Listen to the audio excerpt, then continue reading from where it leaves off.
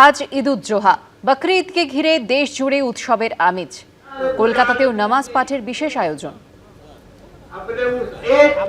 যানজট এবং যাতায়াতের সমস্যা এড়াতে এবার রেড রোডের পরিবর্তে ব্রিগেড প্যারেড গ্রাউন্ডে হবে ঈদের নামাজ। এতদিন রেড রোড চত্বরেই বরাবর হয়ে এসেছে ঈদের নামাজ। রাজ্যে পরিবর্তনের পর এবার ব্রিগেডে নামাজ পাঠের অনুমোদন দিয়েছে বিজেপি সরকার। সেনাবাহিনীর অনুমতি নিয়ে সেখানেই নামাজ পাঠের ব্যবস্থা করা হয়েছে।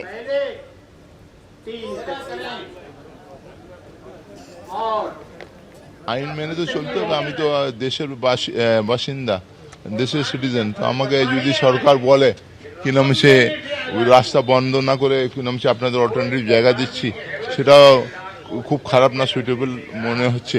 তো আমরা ট্রাই করে দেখতে পারি। আগে তো শহীদ মিনারে হতো, তারপরে রেড রোডে হলো, বর্ষার জন্য কাদা হয়ে যেত, এইখানে রেড রোডে। এখন এইখানে হচ্ছে, আমরা এটাও ভালো আছে, এখানে বেশি থেকে বেশি লোক আসতে গেলেও কোনো অসুবিধা হবে না।